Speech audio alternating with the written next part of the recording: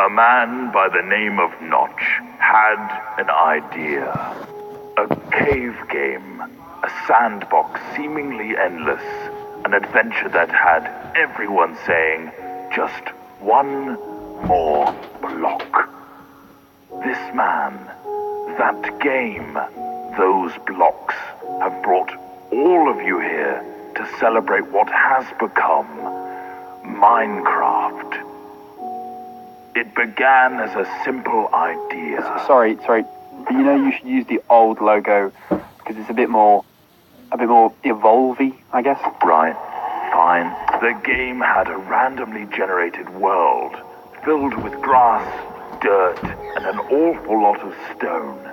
You could destroy blocks and place blocks. The spark was there, but it needed more. Yeah, like squids. Stop it. Shortly after, more things appeared, like trees, water, clouds. Lava. Yes, lava. The world looked a little more natural.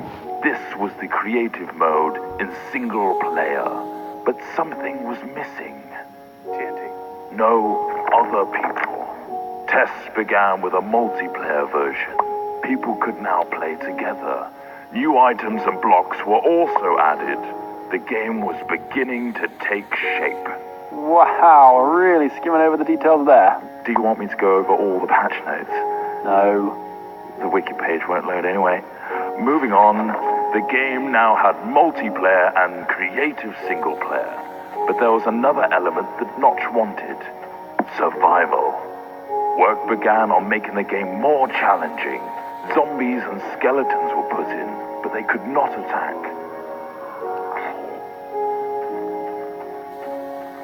Sheep and pigs were added too. Whoa. Notch also flubbed the coding of the pig and it turned into a creeper. At this stage, this version of the game was labeled Classic. Classic. Sick. Brilliant.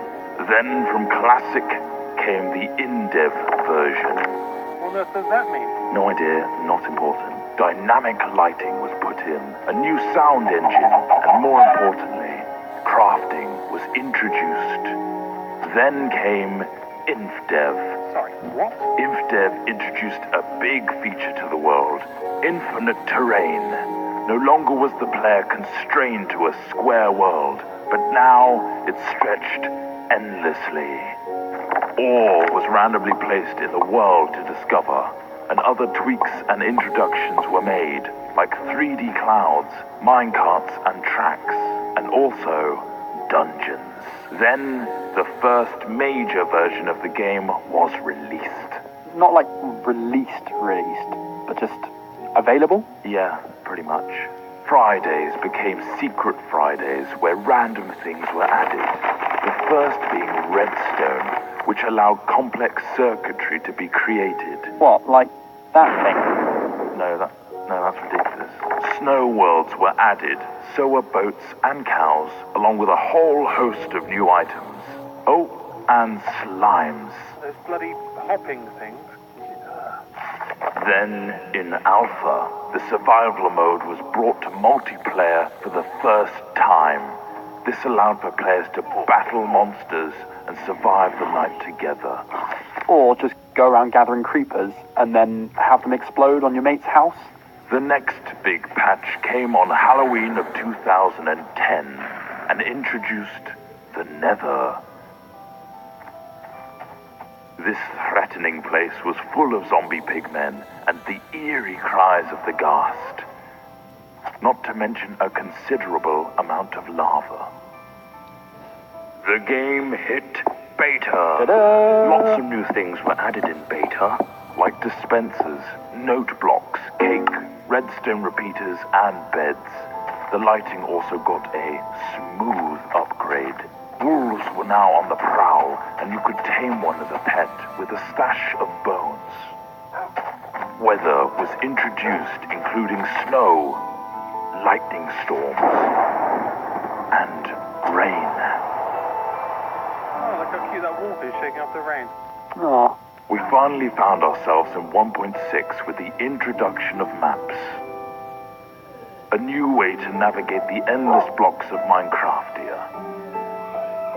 things got pushy in 1.7 with pistons, leading to some clever contraptions.